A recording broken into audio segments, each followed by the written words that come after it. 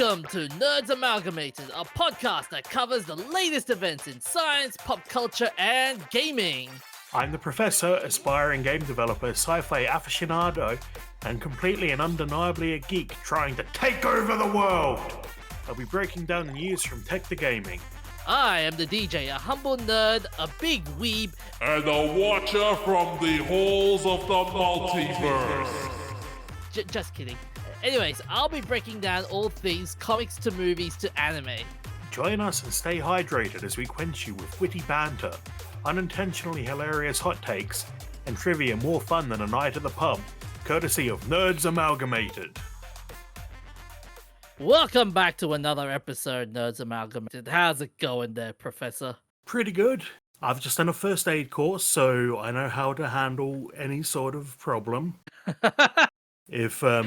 If I have to hit you over the head, I know how to treat it afterwards. So if you're the last man on Earth and you hit me over the head, I'm gonna have to trust you. I mean, you have to trust me not to hit you over the head to begin with. Well, unless if I did something blockheaded, then it said something blockheaded, hit me over the head with that. But like in our gaming sessions the other night, when I killed you to try to eat. No, you didn't. Yes, I did. That's why I kept chopping out your corpse to see if it would give me meat. I don't think the game promoted any cannibalism, but okay.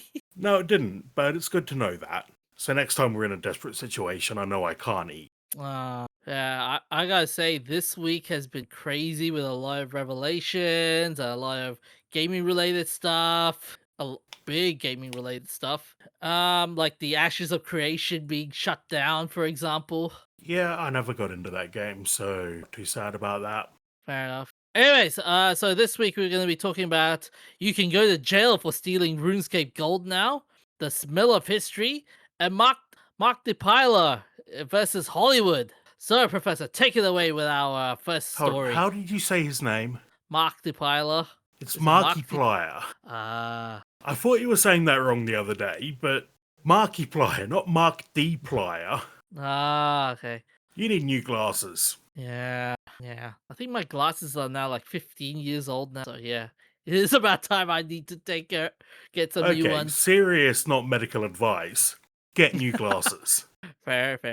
Anyway, our first topic today, since we're recording in the afternoon for once, a UK Court of Appeal has ruled that the theft of RuneScape gold is a criminal case.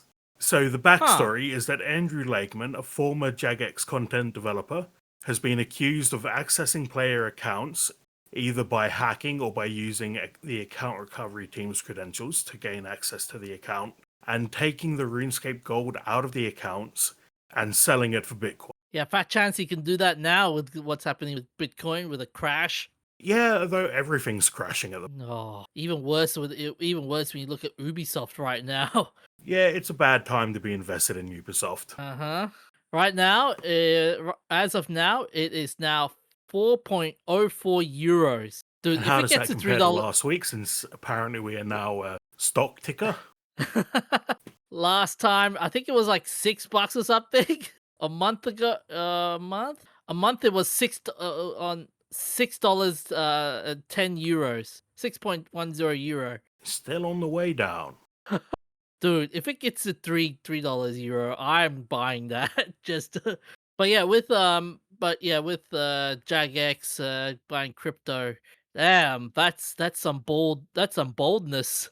Yeah, so especially since Bitcoin is fairly trackable compared to other cryptocurrencies. So when I first saw this, I thought it was going to be about like committing cons in the game. Like, if you've ever played it, you'll know the guys that go around saying, I can trim your armor, give me your armor and 20k gold, and I'll make... They can't. Or at least they couldn't back when I played RuneScape many years ago. Wow, it's really been nearly 2 decades since I took it seriously. I am getting old. It's official, Professor. You are old. Oh! Not as old as you.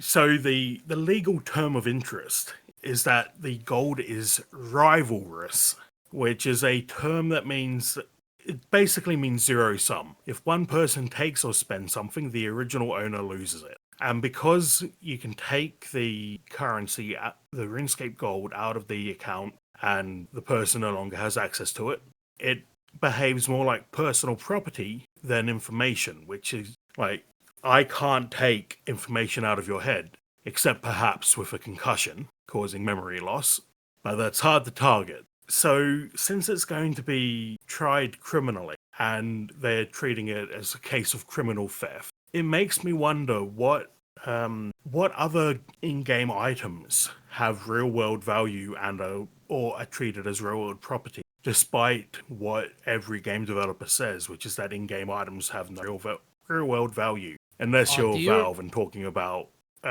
knife skins. do you remember World of Warcraft when you would get like the same thing as you said, like pay me 10,000 and I'll make your character buff up to a legendary skill, and it's a scam. Oh yeah, Yeah, it's like, I've heard of that happening. I've never seen it myself. but yeah, I was gonna say, like, this ruling will really. Do you think this ruling will really undermine that whole standing? Like, you don't own your virtual items stance.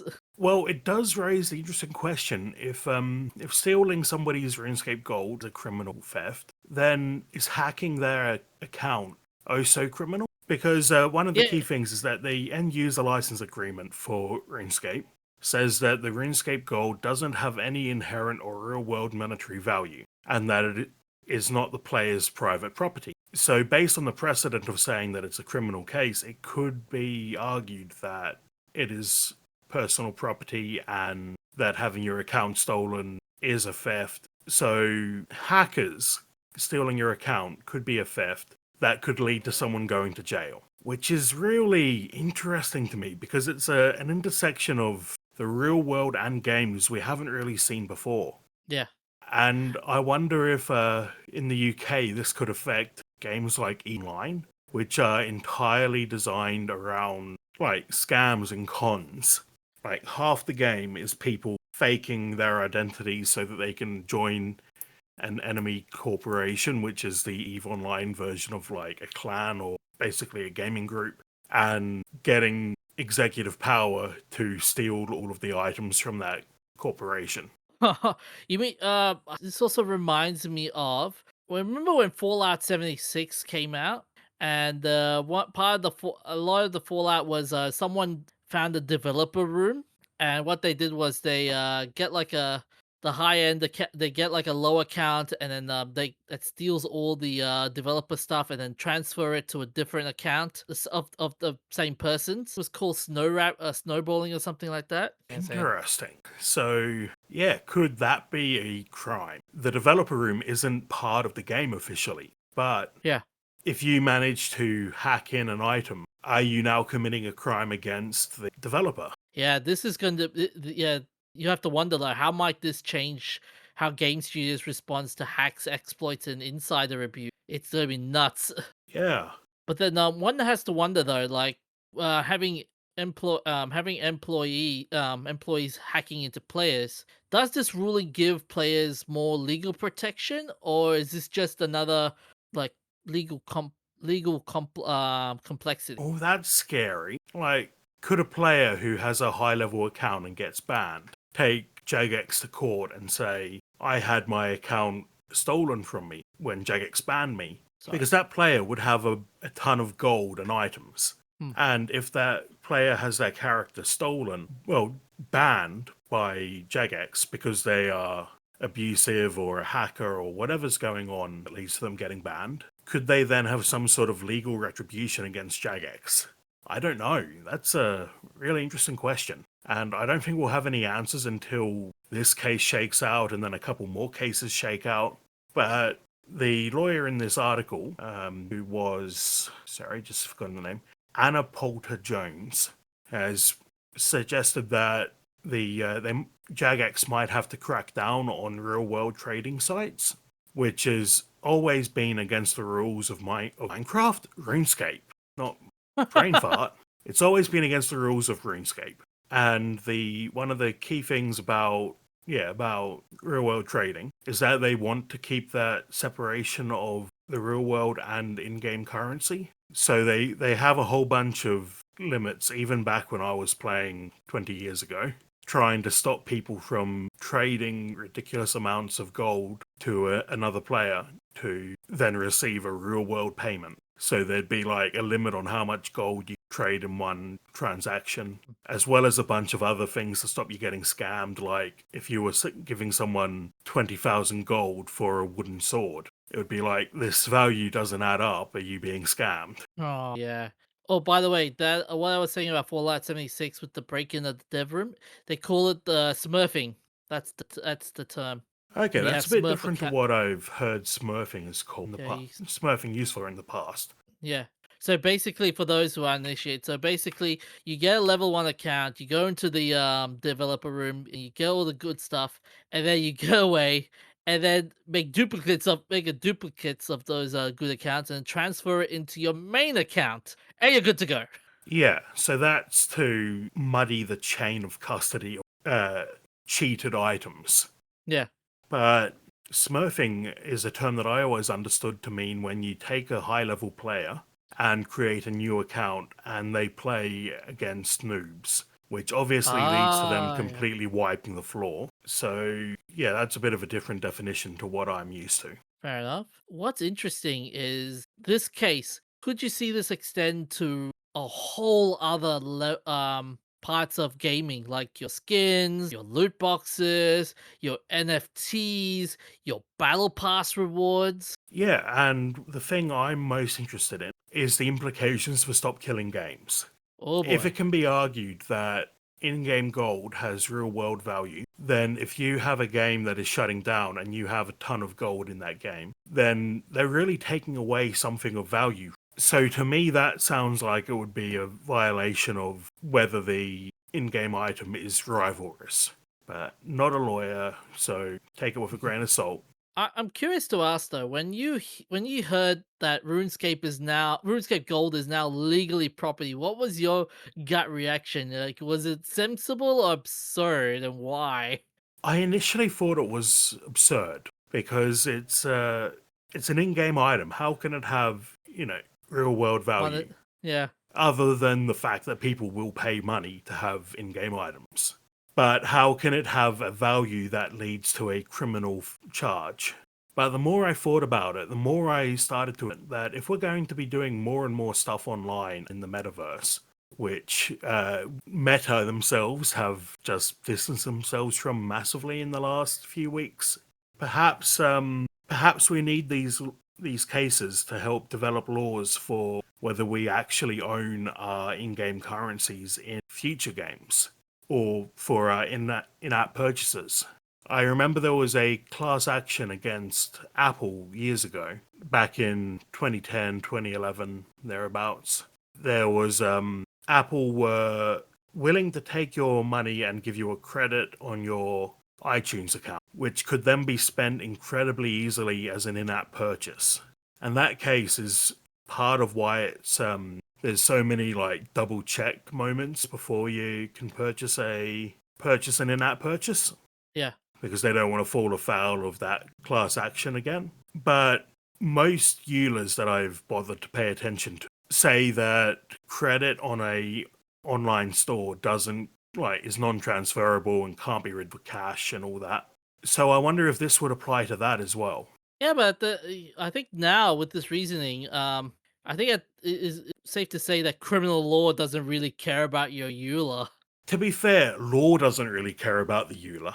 It's been the thing is, if you read every EULA that you agreed to, and assuming you could understand it because they're all written in legalese deliberately, you would be reading for a significant portion of your life. Oh, And it's only gotten worse since I read that 15 years ago. So they're not exactly enforceable. They will try to say that they are. If you try to sue a company that you signed, they will try to say you are bound by the EULA, but they won't always be enforceable if you do actually take it because it's so complicated and so long. And it's sort of I have a theory that and I've seen other people online say it, so I know I'm not just the only crazy one, that EULAs are deliberately written to be long and difficult so that you don't read them, and when you have a problem with the company, you're locked into the EULA.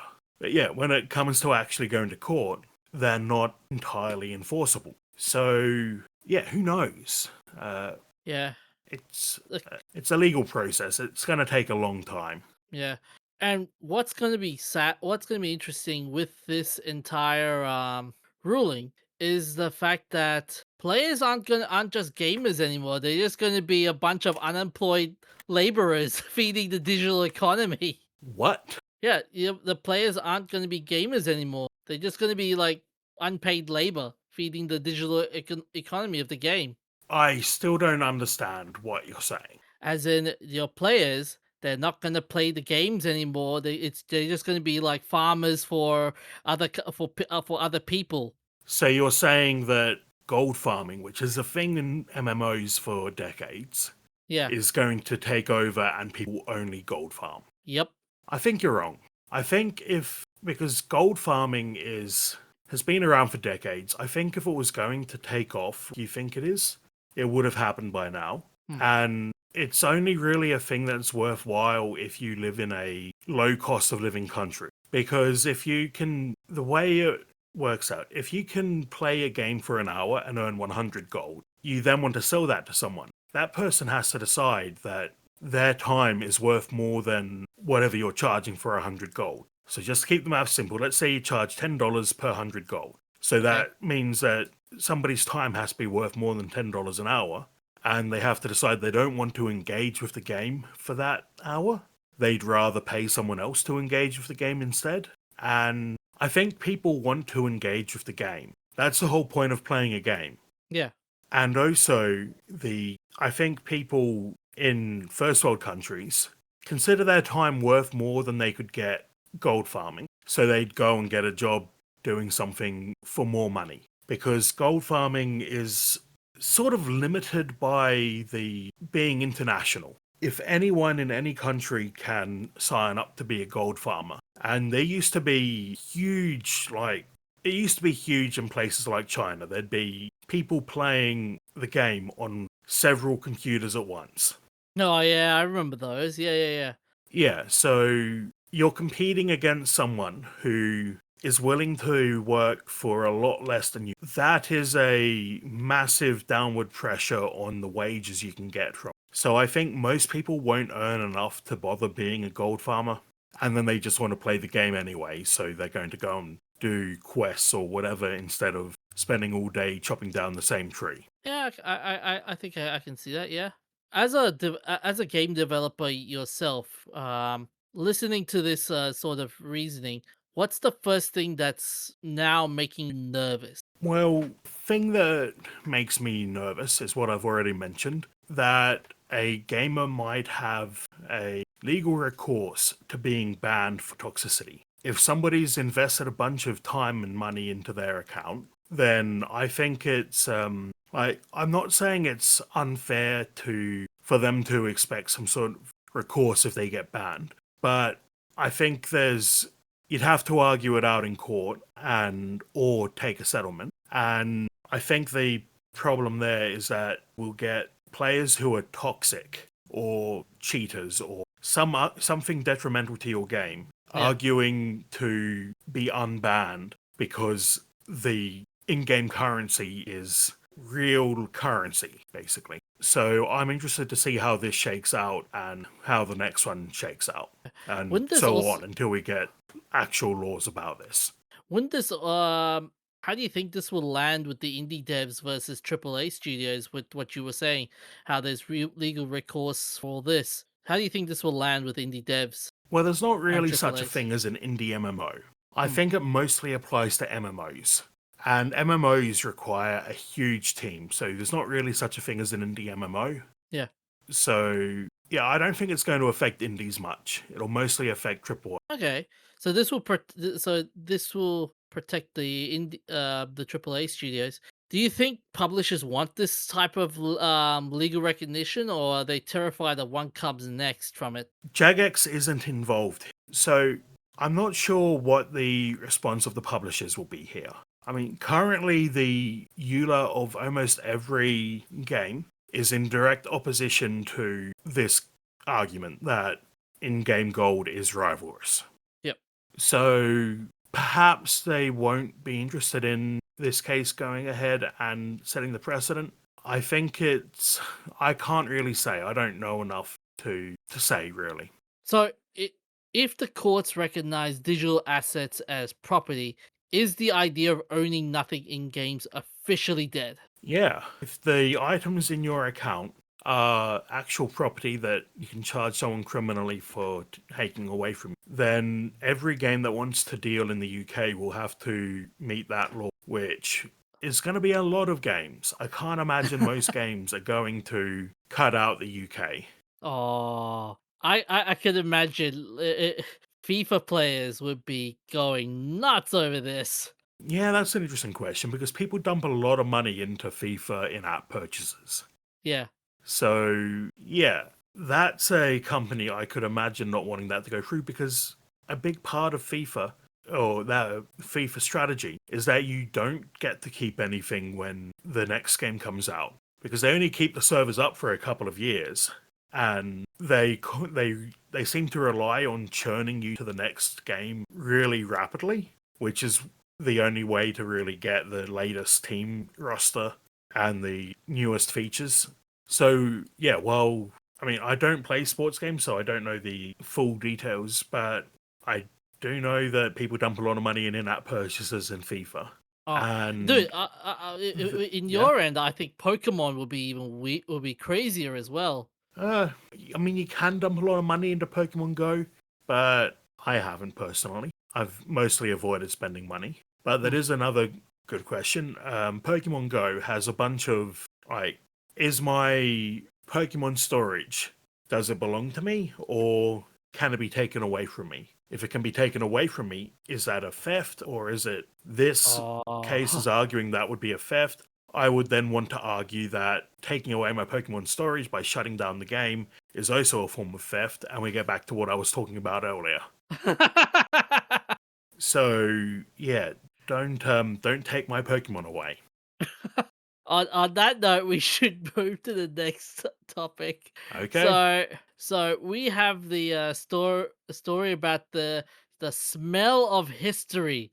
I should start by saying the hills are alive with the smell of history. Please don't, or I'm gonna have to Oh, come gouge out my on! ears. Come on, come on, come on! Don't you want Don't you like those songs? You know, the No, parrot, never been a big fan of musicals. So, for those curious, there's a recent discussion about how scientists are beginning to use smell as a way to connect with history. Researchers are trying to record and catalog what the past smelled like, imagining curiosities such as the scent of an ancient artist's workshop or how an Egyptian mummy would have smelled at the time of mummification. The idea is to build an encyclopedia of smell history and heritage so that smells like sights and sounds can become a new dimension for understanding and experiencing history. I think there's an important thing to remember here, and it's that the Uh huh. past stank a lot more than you think it did. Like even 50 years ago, I Yep. noticed a while back a vintage car go past, and it smelled really bad. The exhaust was really bad, and it clicked for me that day. Yep. This must be what 50 years ago in a city smelled like, because yeah, there's all these vintage cars, which were new cars at the time going around, and before that, before cars, horses were the thing. So there'd be horses going around town all the time. Yep. And horses aren't very good at cleaning up after themselves. No, they're not. And before horses, there was the cow and the cow cart.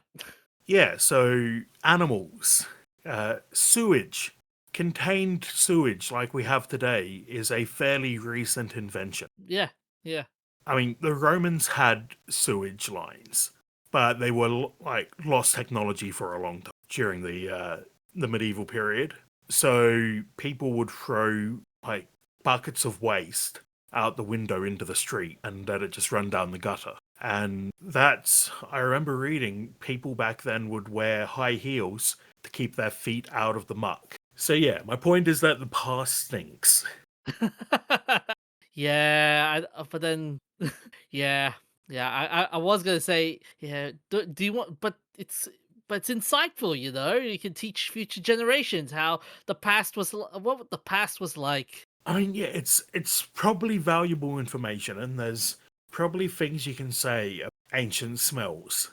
I'm just not sure there's a lot of them that I want to be experiencing.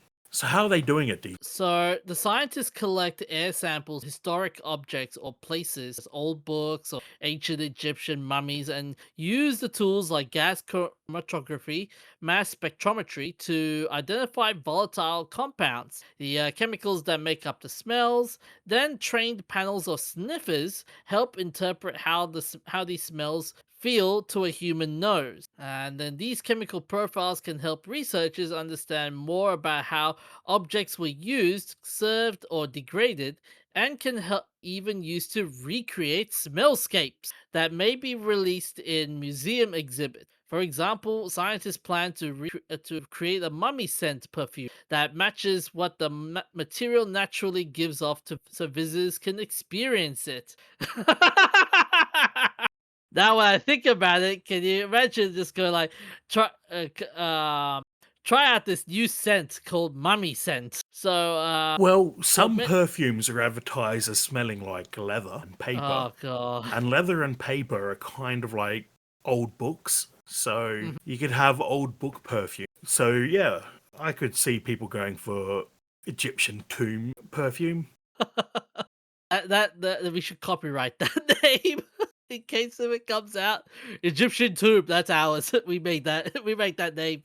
Unfortunately, you So can't really copyright an. For many historical smells that don't survive, like the atmosphere of hell, as described in old sermons, or the smell of 17th century canals, This is my researchers favorite use. part of the article. What does hell smell? Oh shit! Absolutely terrifying. That's how I'll put it. Well, I seem to recall from the article they're basing it off 12th century sermons, and one of the descriptions is 1,000 dead dogs. Oh, imagine telling that to to someone from Peter. I mean, all dogs go to heaven, but their bodies apparently. No, no. So researchers use archival text and cultural research to infer what those odors might have been like, or intentionally recreate them. This work was done through a European project called Ode Europa, which combines chemistry, history, and sensory interpretation to reconnect culturally significant smells with people today. And you must be wondering, why does this matter? The answer is, together both pieces show that smell is more than just a curiosity. It's a powerful sensory cue strongly tied to memory and emotion. By studying and constructing historic aromas, scientists hope to add a new sensory layer to how we experience and understand the past. While exacting reproduction is challenging, researchers are getting close to capturing the olfactory essence of bygone eras. Delightful. So, do Oh, you can have a you? favorite historical area you'd like to smell? Oh, no. Oh, I want to go back to the era when World War I was like. Okay, you're going to get a lot of mud, bodies, and gunpowder. Oh yeah. How about yourself, Professor? I mean, like I said, the past stinks, so I'm not sure I would want to smell any particular time period. Oh come on, not even to the not even like old Japan when they were building all the castles and stuff. Did you want to check that out? The smell of cedar. Yeah, but if I want to smell a woodworker's workshop, I can just go to a woodworker's workshop. Yeah. It's not exactly a lost scent. I can't really think of anything that I would consider a lost scent that I'd be interested in smelling. Although, now I think about it, they did find like ancient perfume vials in a Roman shipwreck. I'd be kind of interested to smell those in their original form and know what people considered pretty smells back then. Although I I wonder if that would work for me because I consider most perfume to not be the greatest smelling. Not throwing shade at anyone who likes perfume, but there's a heavy perfume smells make me like it's a sensory Nauseous? thing. Yeah, they can make me nauseous, give me headaches, and so I try not to spend too much time around them, which is great when you get into a lift or something with someone. But it's probably better than getting into a lift with someone who smells really badly, bodily fluids. Oh yeah. It's annoying. It's not life threatening or anything. So one has to wonder though, do you think the smells of history are as important as the sights and sounds of history when it comes to understanding the past? Well, like I said, it's not a lot of smells aren't lost to time. And I think a lot of the time periods would smell bad. So, I mean, we all know well, not all of us, but a lot of us know what, say, a stable smells like Yeah. or a cattle farm. And yeah, they're not great smelling. It's like animal poo, and that would have been smeared all over the streets back then. So Can you imagine like we recreate the stink of battles, plague streaks, and human waste just for educational purpose? yeah, maybe it'll be like I can see it being a sort of fun curiosity for some people, and smell is strongly associated with memory. Yeah.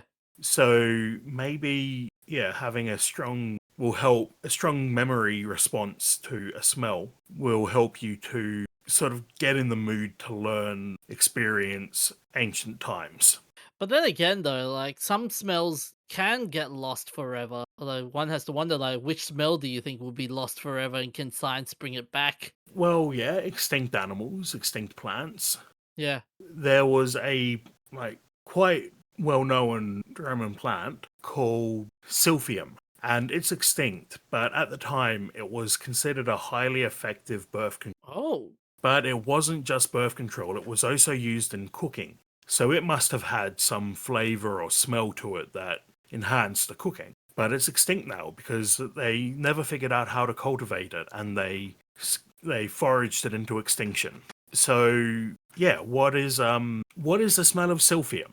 I mean, if they have the molecular breakup of the plant, maybe they could bring it back. They don't. We don't have Maybe. anything left from it. We Ah, only know that it nuts. existed because we only know it existed because it shows up on old coins and in old books and stuff. Yeah, and given what you said earlier about how smell is closely tied to memory, could recreating historical sense help us feel history differently, or it's inconsequential? I personally think it's inconsequential. Yeah, although mind you, like imagine if a museum starts selling mummy perfume, would you wear it? Depends what it smells like.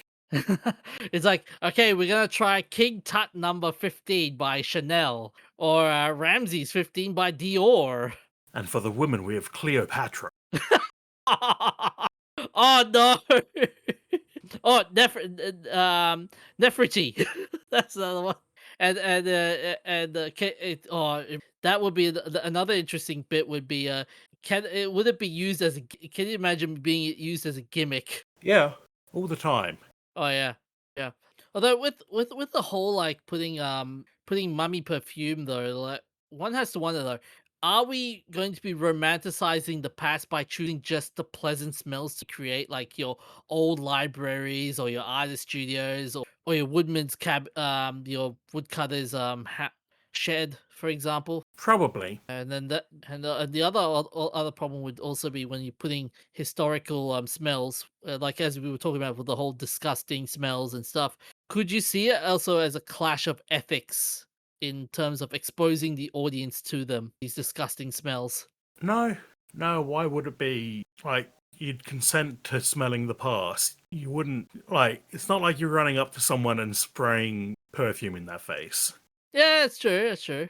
But then sometimes you would get like moments where it's like, I did not consent to this smell. I didn't want to smell this. Now I'm being forced to smell this. Like I was gonna say I lost my train of thought now. Now I've got your problem, Professor. My brain stopped working. Damn it. Deal with it. Anyways, we should move on to our next, final topic. Markiplier's Iron Lung movie has been out, and it's blowing a lot of expectations in Hollywood. So for those who are curious, so Iron Lung is a horror film directed and starring YouTube creator Mark Fishbach, also known as Markiplier. It was released without a traditional Markiplier. Markiplier. Thank you. Plier. Well, Plier, Plier. I keep saying Plier. No, you said Well, pilot. okay, my mistake. Plier was released without its traditional studio or distributor and still earned $17 million domestically in its opening weekend, finishing nearly the top of the box office. Markiplier pursued traditional deals but was repeatedly turned down by studios. One executive even mocked the idea that a YouTuber could succeed in theaters. Despite that, he used grassroots fan support and his massive online audience, with 38 million subscribers, mind you, to get the movie shown in thousands of theaters. He says this success highlights a persistent stigma in Hollywood towards YouTube creators and hopes his achievement helps shift the perception so future online creators are taken more seriously. So is this just people being old fuddy-duddies about independent film? That's one way to look at it. The interesting thing that happened with when that movie came out was, for a brief moment, the film disappeared in some of the box office listings, which Plyer playfully noted on social media that industry reports suggest that this was likely a data update glitch and not intentional suppression. But yeah, this reinforces the growth viability of independent creator-led films driven by a dedicated audience. Well, he's got his audience built in. Yeah, It's people who would watch Markiplier. And he's been yeah, around long enough that a lot of those audience are going to be old enough to buy their own movie tickets. yeah. What's also interesting about this movie is the fact that this movie, it started as an indie video game in 2022 by David Szymanski. That's the name. Now, full disclosure, you and I haven't seen this movie. I don't think it's out on our end of our town. Uh, it's definitely out next week. Next I don't week. know about Okay. this week. Okay. But one has to wonder though, would this movie be judged differently if Mark's name wasn't involved in this at all? I think it's probably boosted by having Markiplier involved. I mean, I remember this game was a viral hit for a couple of days back when it came out. Markiplier played it on his channel and liked it so much he decided to make a movie. Yeah. Or he decided to make a movie and was waiting until he found the right game, etc., etc. And I think I don't think as many people would have gone to see it if it hadn't been created by Markiplier. Yeah, what's interesting, like I said, it's the it's the YouTube creators creating a movie. I mean, not long ago, Chris Stuckman released his movie as well, and that was an interesting event as well, from what I gathered. Why would that be? I think it was because it was like a YouTuber creating a movie. Now, Ooh, indie film, yeah. spooky. Now, if you asked me like 10 or 20 years ago that a famous YouTuber was gonna make a movie, you and I would go like, "Pff, as if." No, But now, I've seen movies made by famous YouTubers 10 years ago. like who? Ashens. Ashes? Yes. He's made 2 movies with YouTubers as the cast. And they're quite silly, but there's the Quest for the Game Child, which is about tracking down a poorly received games console. And there's the Polybius Heist, which I haven't seen yet, but I've been meaning for years. It's a heist movie, obviously, about Polybius, which is a mythical arcade game that was supposedly set up by the US government to brainwash people or something along those lines. But did those ever hit the big screens? No, but all you asked was, did a famous YouTuber make a movie? Okay, when I said when they make a movie, I meant as in like a big screen movie. Yeah, my mistake. I should have clarified that. Okay, and are you forgetting your favorite YouTubers, the Achievement Hunters? Oh yeah, with Laser Team. Yeah. They've made multiple Laser- movies. Yeah, but Laser Team was the big screen, wasn't it? Yeah, but they also released the Ruby movie big screen. No. Oh, you mean the crossover movie? Yeah, the Justice League No, I crossover. just know I ran into some friends at the shopping center once, and they were going to go see a Ruby movie. Like I said, the only I'm pretty closest sure it thing was a to Ruby movie. closest thing, like I said, the closest thing was the Justice League crossover with them, but that wasn't really hitting the big screen per se. This was It about hit 2016. nothing on the Ruby movie Okay. on 2016, unless if it's Volume One, but that was a series. They made it into Okay, a maybe I'm thinking of a different movie. Anyway, they had a couple of movies that came out. yeah, but that was a rarity. But this and it didn't really hit the impact as Pliers did though. Like what Markiplier has done is You're insanely. still saying it wrong. Damn it!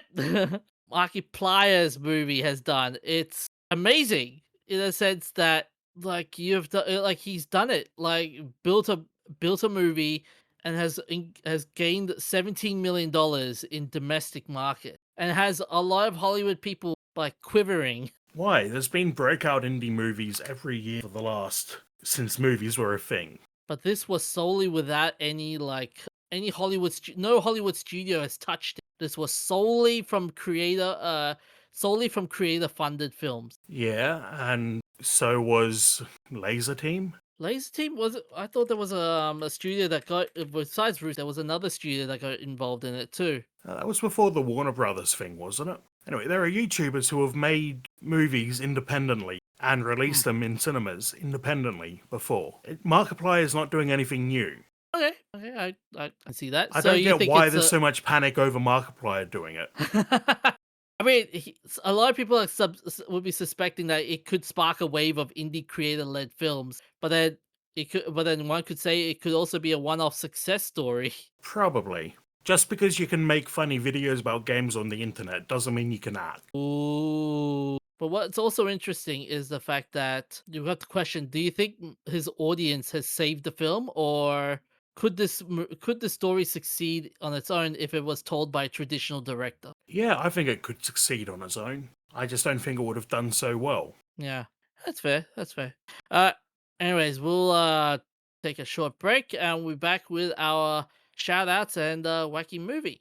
We'd like to let you guys know this episode is partnered with Res, the focus and energy formula for the long game. Crafted from traditional herbs and quality extracts, it relieves fatigue and eye strain, and supports eye health, supports mental endurance and stamina. And with every can, you get 12 sachets, which is to 12 drinks. And thanks to our partnership at Res, you get a 10% discount when you type nerds at the checkout. Links will be provided on our show notes, and you get a nice crisp appleberry flavor with. So on to our shout outs.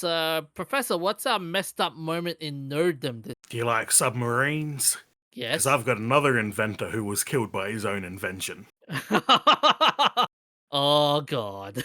Yeah, so the submarine H.L. Hunley was the first submarine to destroy a ship during combat. It also, during its short career, sank 3 times, killing 21 people across the whole time, including the inventor Horace Lawson Hunley, who was killed in the second voyage, the second test. So, during the first test, it killed 5 people. The second test, it killed 15 people. It killed 8 people, including Hunley.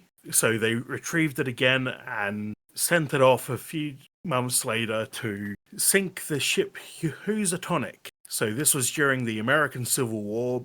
The Hunley was built by the Confederate Army, and the Housatonic was a United States Navy ship, which was being operated by the Union blockade in Charleston. Now, the Hunley wasn't the most comfortable place to be. It was a bit over a meter in diameter, and the 2 hatches to get in and out of the submarine were 42 centimeters in width and 53 centimeters in length. It carried a crew of 8, 7 who were turning the hand crank to power the propeller, and 1 to steer the boat. It could travel at 4 knots. Yeah, so you're in that tiny little tube, 7 other guys, all getting hot and sweaty, rotating a crank. I can't imagine it smelled any good. Yeah, the amount of sweat and testosterone and damn. Can you So imagine the on, si- I was gonna go say, on. can you imagine the sights and sounds of of being in that submarine? A lot of cursing and a lot of angry people in that submarine. Yeah.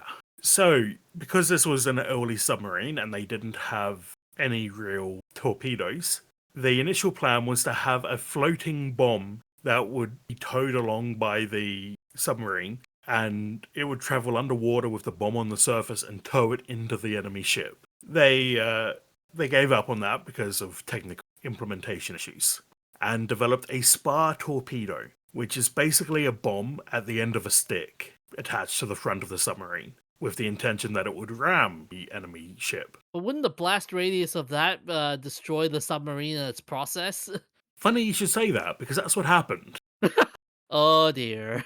Yeah, so it's not clear what kind of weapon they actually used, but the Hunley was not fully submerged when it attacked the Housatonic, which it successfully sank using a spar torpedo, actually. So when I say it's not clear, I mean it's not clear exactly how the torpedo was designed, sinking the Housatonic in 3 minutes along with 5 crewmen. Wow. The Hunley submarine, were missing after the attack, and it wasn't until 100 years later that someone went to have a look and found it not all that far from where the Housatonic was. Damn. So the good news is they probably didn't suffer because they were killed instantly. That's the good There's news. no sign that they attempted to escape. So it was a kamikaze mission. Unintentionally, yes. But it's a bit awkward to be killed by your own submarine and to have it kill 20 other people and sink itself when it sinks the enemy ship. If I go down, I'm taking you all with me and my invention. But yeah, let's yeah, that's very frightening when I think about it now. I've been on a Anyway, submarine. oh, is it? It's It's you in a cramped. submarine? Oh, Yeah, dude. I was a lot smaller then, but I would not want to be there these days. Yeah, if I recall correctly, being a submariner is a it's a terrible job. Like Yeah, the it's got to amount be of one of the hours. hardest jobs in the Navy. Oh, and psychologically damaging as well. Like not only being cooped up in that tiny space, but you also have the fear of being fear of death stalking at your every waking moment, wondering like, is that submarine gonna break down? Yeah, and then when you're like back in the 80s, I don't know if they still do it when they did silent running, and like, well, even before then, they probably still use it. But the silent running, where you have to remain entirely silent Hmm. to avoid being heard by sonar, oh, by microphones. The one thing I have to wonder though is how do you normally get supplies into the submarine? Like if now I just realized like, oh yeah, they would have to go to like the ports and stuff. Yeah, But yeah, back then, submarines like, refill at the port and go out for a mission hmm, and come back when they're out of supplies. yeah, Technically, a nuclear submarine could travel for decades underwater. The problem is the human crew won't last that long. no, what they won't. The turnover must be pretty intense as well. It is, yeah. Well, but nothing is as horrifying as Star Crystal, though. Ha ha ha! I know you're gonna curse at my segues. No, I'll let it pass. uh, but yeah, on this day in 1987, Star Crystal premiered in Brazil. It was written in part and directed by Lance Lindsay. It starred C. Justin Campbell, Faye Bolt, and John W. Smith. And here is the plot summary. Crew members aboard a spaceship encounter an alien life form intent on killing them. That sounds such a generic, generic summary. Yeah, where have we seen this before? Event Horizon, Supernova, the Alien? Blob. Yep. Yeah, so during several exterior scenes of the space station, the top half of the toy Millennium Falcon spaceship from Star Wars episode 4, A New Hope, is used as part of the exterior topography of the station. One version of the film's cover art shows Gar with needle-shaped teeth and several members of the crew inside glass-covered hypersleep tables. None of these actually appear in the film itself.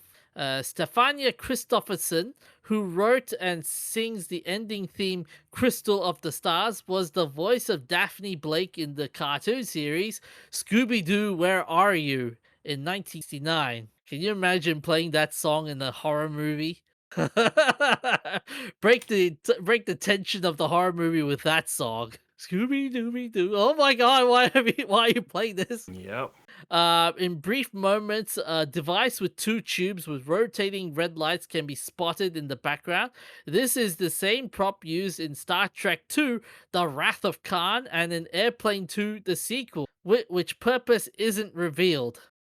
Complete computer readouts would also misspell various words. So, neutron, for example, which is actually spelled as Neutron, as and the spelling on the screen would be Nuetron. Arctic, for example, Arctic, in the computer screen would be Artic. I must be triggering you, Professor, with this because you're a grammar. You hate people spelling badly. Yep. um, I'm in Antarctic. pain. Antarctic, Antarctic, in the screen, Antartic. Buddhism.